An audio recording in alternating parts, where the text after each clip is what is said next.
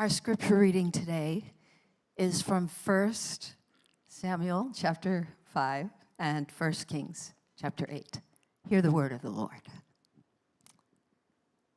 King David and his men marched to Jerusalem to attack the Jebusites who lived there.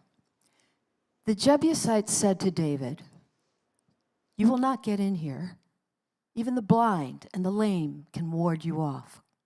They thought, David cannot get in here. Nevertheless, David captured the fortress of Zion, which is the city of God. David then took up residence in the fortress and called it the City of David. He built up the area around it from the terraces inward, and he was with him. Then King Solomon summoned into his presence at Jerusalem the elders of Israel, all the heads of the tribes and the chiefs of the Israelite families, to bring up the ark of the Lord's covenant from Zion, the city of David. The priests then brought the ark of the Lord's covenant to the most holy place and put it beneath the wings of the cherubim. When the priests withdrew from the holy place, the cloud filled the temple of the Lord, and the priests could not perform their service because of the cloud, for the glory of the Lord filled his temple.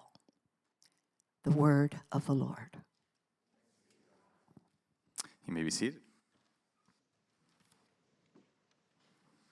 All right. Hey, good afternoon again, everyone.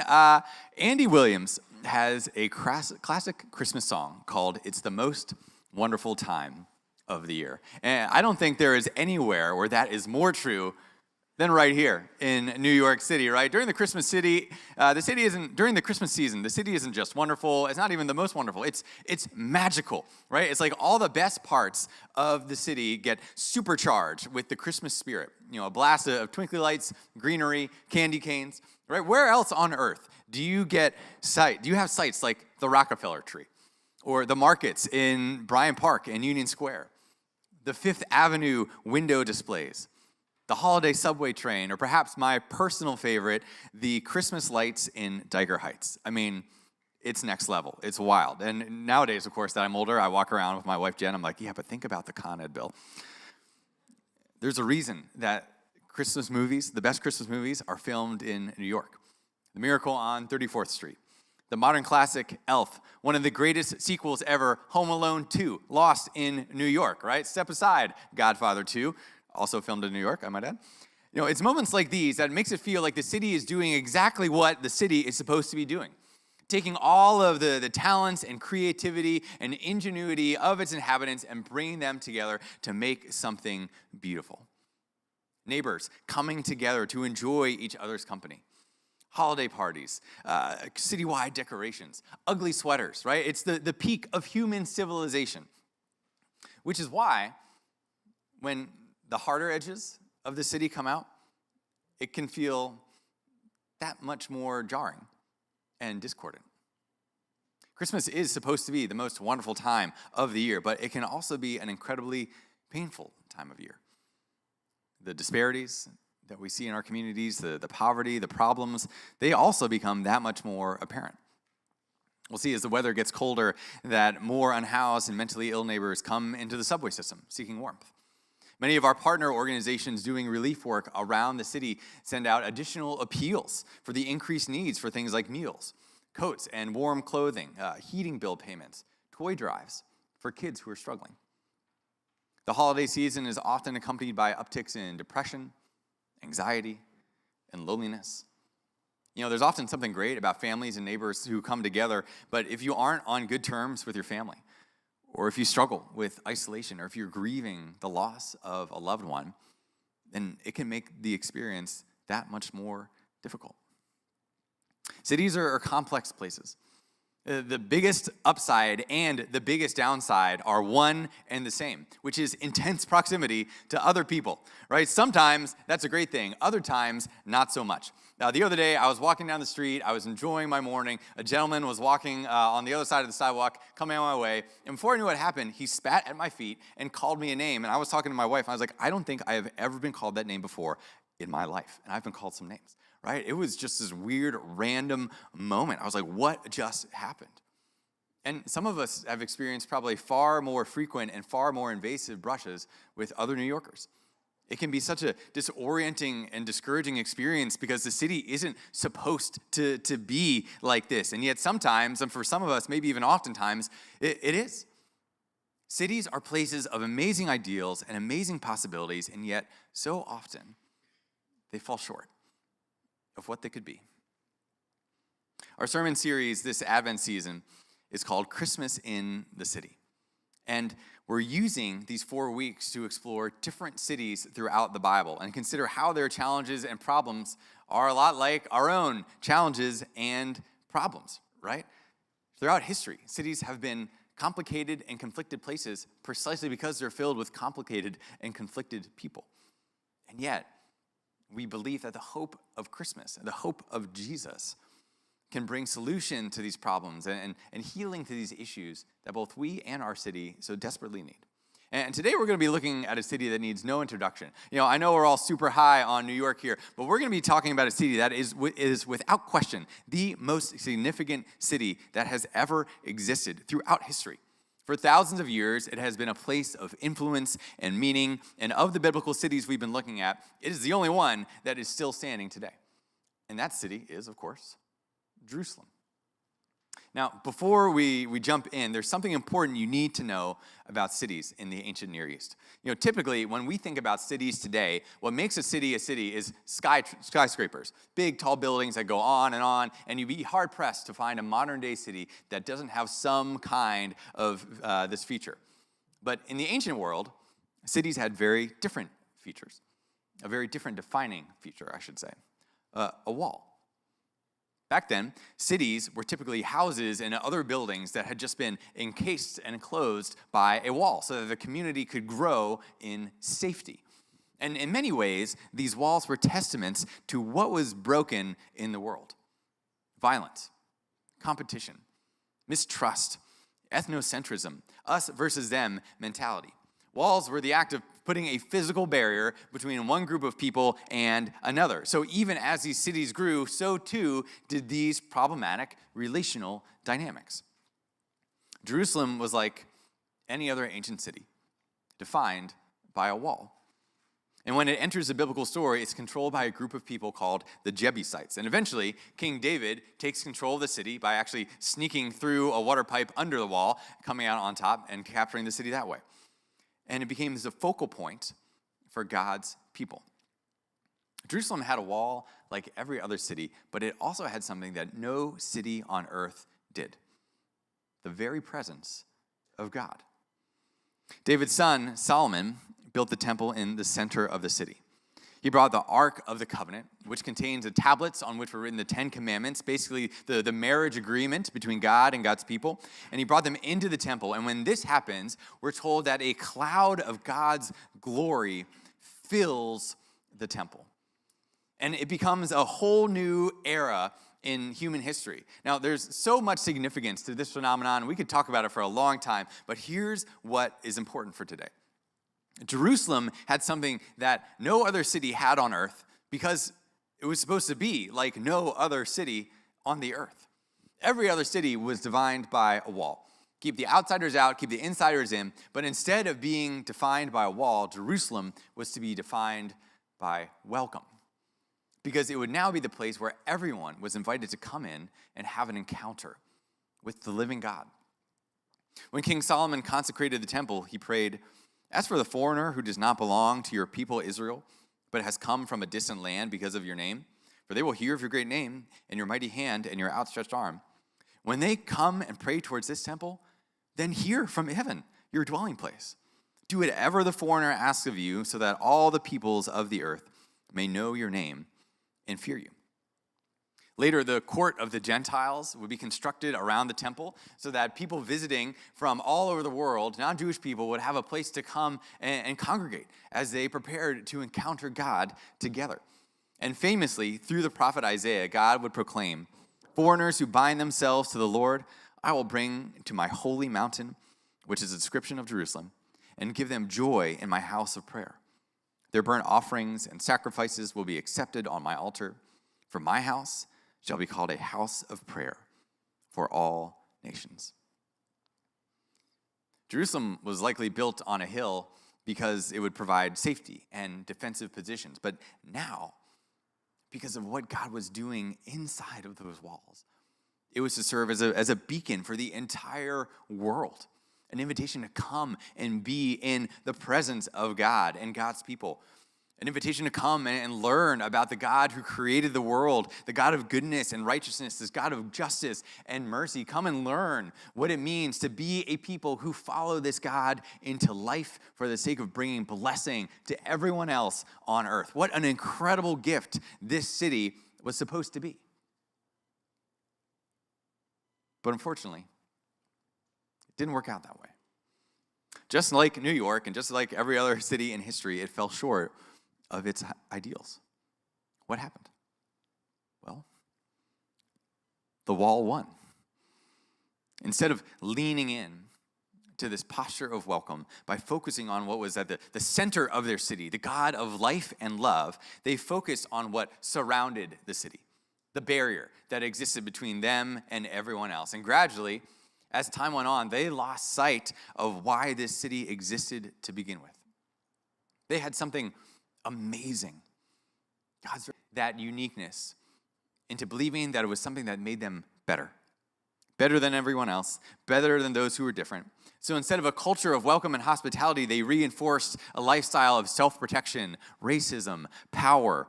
They lost God's heart for those who were outside of those walls. And it wasn't long until they lost God's heart for those who were on the inside either.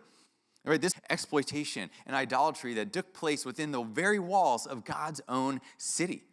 And this was the great offense. Not that they struggled with sin and selfishness, but because we all do, but because they equated their selfishness with the ways of God. That was supposed to make them different and better. And it makes me wonder, have you ever been hurt by a spiritual community? Have you ever been hurt by a church? By another group of people who follow Jesus, or claim to follow Jesus? It's pretty rough, right? Because like Jerusalem, they're supposed to be better. They're supposed to know better. They're supposed to live better. And that's what makes it hurt so much. And what can be so confusing and disorienting.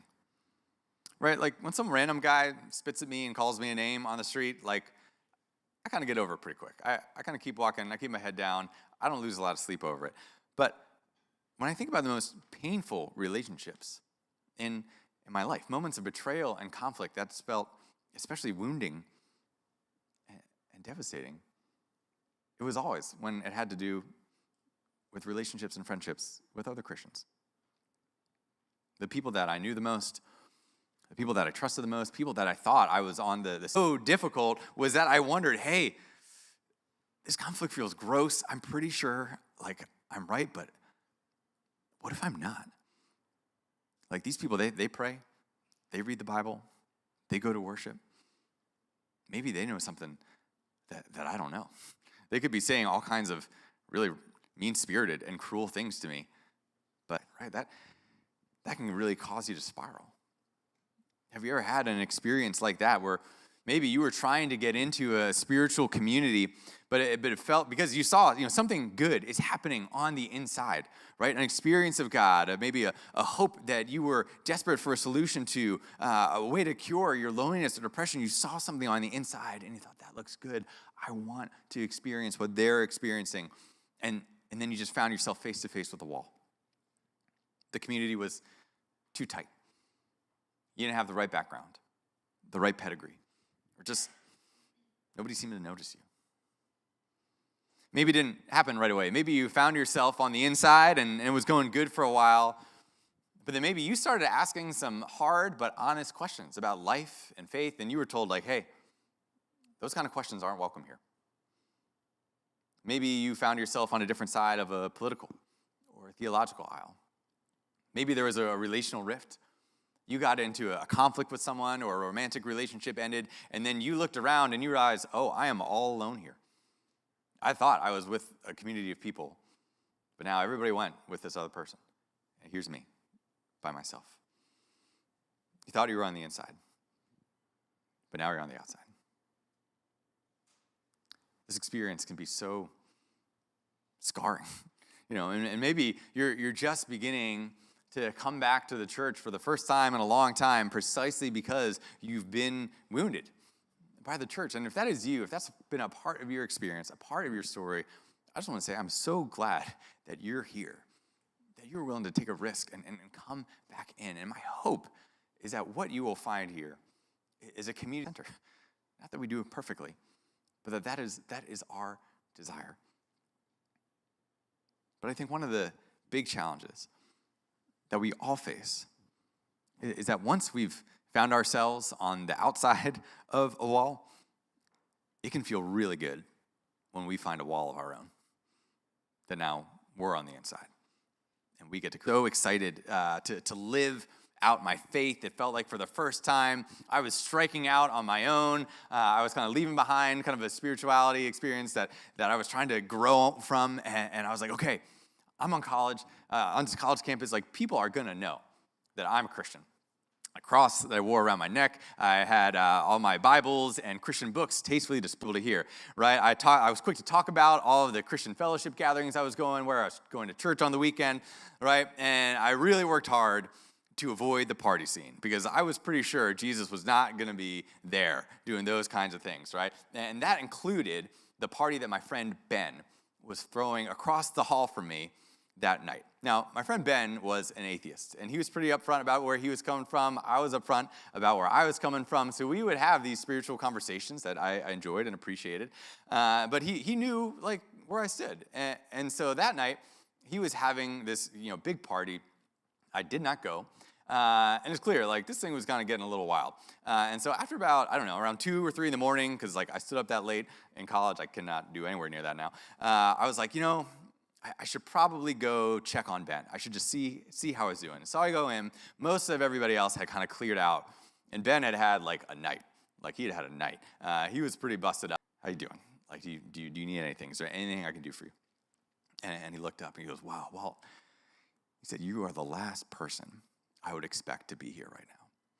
And I thought, boom, mission accomplished. Like, yes, like, all of my striving has finally paid off. He knows that I wouldn't be caught dead in this, den of sinners or whatever was going on here. Like, finally, like, all my work, the pennies kind of dropped. And I realized, what does it say about me? That in a moment of need, my friend would consider me the last person to come and help him out. And that what he associated with my faith more than anything else was a wall, a barrier that I had put between myself and him. What a miss. What a miss. I think all of us in our own ways have put up walls. Have played into these dynamics of division and pride and self-protection. And I'm sure that many of us could name ways in which these walls have taken on some kind of spiritual flavor or character, where our walls communicated in one way to another or another that those people could not have or enjoy the same kind of spiritual access that we have and we enjoy. We've erected walls on the basis of lifestyle or class or ethnicity or theology or any number of things. We're on the inside protecting our own experience of God, despite the fact that God was never meant to be kept from anyone. And this is what Christmas is about. That God comes into our mess to knock down our walls, so that everyone can be invited to experience God's goodness and love and mercy.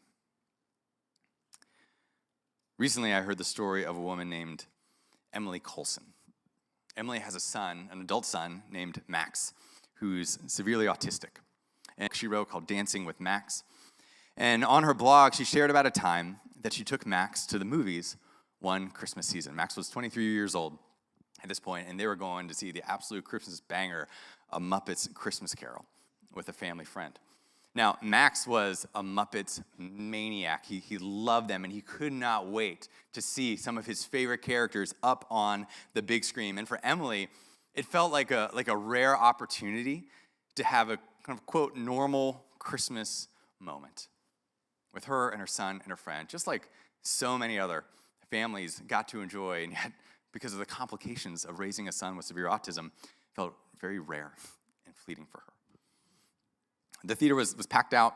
The movie was getting ready to start, and Emily told Max, hey, look, it's gonna get dark, and then it's gonna get loud, but just hold on to your teddy bear that he brought with him everywhere, and just give it a squeeze, and our movie will start soon, so just don't worry about it. And sure enough, the first trailer started, and the volume kind of like soared and spiked up, and Max like shrieked out in fear. And she said, okay, Matt, it's quiet. Like, it's okay, just be quiet. Like, our movie is starting soon. And he settled down. And then the movie started. And the music kind of kicked back up again, and Max gets startled again, and he shrieks and he cries out. And at that point, a woman who was sitting next to her friend said, hey, you better make him be quiet. And her friend said, oh, look, it's okay, he's autistic, we're gonna calm down. And before she could even finish, she prodded her in the chest, and she said, but why should the rest of us have to suffer? And then her husband, who was sitting next to her, shouted out, if you don't make him be quiet, I'm calling the manager. And Emily said it was like watching her very own horror movie just get played out in front of her eyes. The dream of this moment just beginning to crumble. And she said, okay, you don't need to do that. You don't need to call the manager. Well, we'll get our things, we'll go. And so she began the kind of the awkward, clumsy experience of telling Max, like, hey, Max, like, we're going to have to go. And then gathering the things and beginning to kind of climb over the other guests and make their way out of the theater. She said she could feel every single eye in the theater on her. And then the unthinkable began to happen. It started out low, but then picked up more and more cadence. And it was applause. The other guests of the theater applauding that she and Max were leaving. Cheering, laughing. Said people began to cry out things like, don't come back. He's retarded. And Emily is just doing whatever she can to try to shield her son from the jeers and the vitriol of this crowd, just using her small body to try to just get in between her and these other people and help her son leave with some semblance of dignity. But it was like her against the mob. And it was all she could do just to try to keep it together, to get her son to a place of safety. And they're right towards the back of the theater, just about to get out of the doors, praying that this nightmare is going to end. And a man in the back of the theater sarcastically called out, Merry Christmas. And it should have been the hammer blow, like the nail in the coffin. But Emily said it was in that instance that she felt the strangest sense of clarity. And she would write, it was a nudge of truth from the Holy Spirit. Christmas, when God sent his only son into the angry lynch mob of the world that groans with self-serving demands and cruelty and hate to bring us light in our darkness, to bring us healing for our utterly disabled souls, to save us from ourselves, something we cannot do. I couldn't wait to get my son out of there, but Christmas is when God, in his lavish love for us, chose to send his only son right into this carnage. Christmas is God's answer to the evil in every human heart.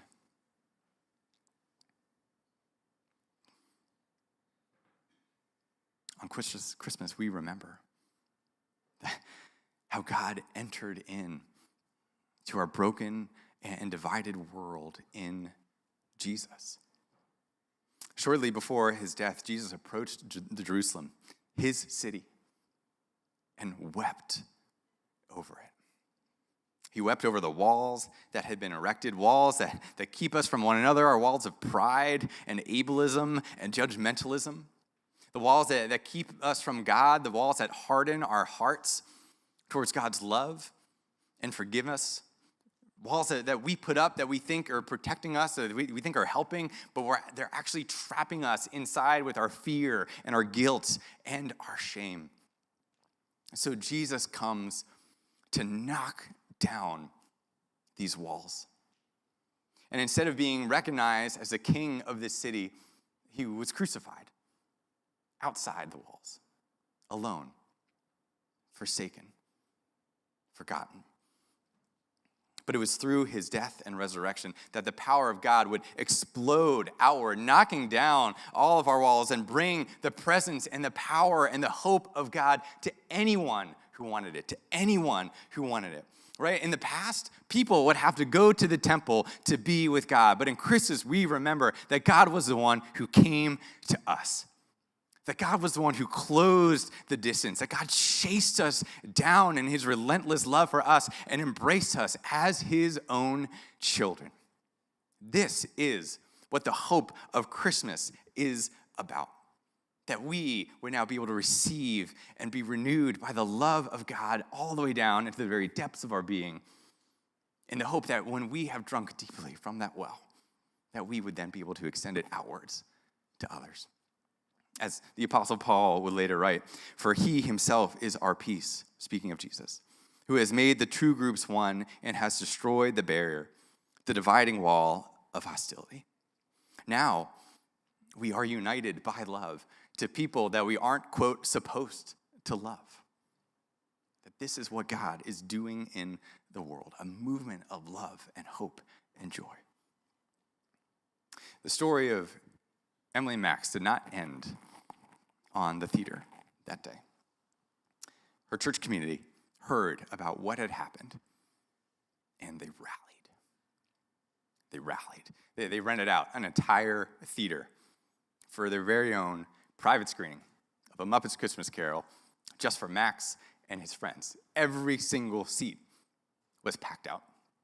A local limo company got word of what was going on, and they sent their best limo of their whole fleet over to Max's house so they could pick up Max and his friends and bring them to the theater like the rock stars and celebrities that they were. They said that the limo drivers kind of like fought a little bit about who was going to get to be the one to have the honor of driving Max and his family and his friends. And it went to a man whose grandson was also autistic. As they unloaded in front of the theater and they walked in, there was thunderous applause. People were so excited to celebrate with Max. They had just left a theater to applause of a very different kind, but now they were coming in for exactly who they are. And when the first song of that great movie kicked up, Max jumped up, started dancing, and it was a dance party filled with joy and delight and festivities. The people, a movie without interruption. But the people of the second theater got something much more. They got a taste of the kingdom of God. If we want a wall, we'll get a wall. But if we want something more, then God is ready, and the power and the beauty and the goodness of his great love for us. Jesus told his followers, you are the light of the world. A city on a hill cannot be hidden. Now, this shines, and we get to experience a taste of that Whenever we gather and enjoy one another, whenever we celebrate one another, whenever we serve together, we get to experience that joy and that delight when we hear Sharon's story and clap her up as she's coming out of the waters of baptism. This is what life in God's kingdom is all about. How God uses ordinary people like you and like me to be vessels of his love and his grace in a dark world. It doesn't have to be anything fancy. Simple acts of welcome, hospitality, encouragement, service, listening, celebration, prayer. What if those were the gifts that we offered to our friends and neighbors and family this holiday season? What if those were the simple ways that we chose to proclaim the message of Christmas? That the light shines in the darkness, and the darkness has not overcome it.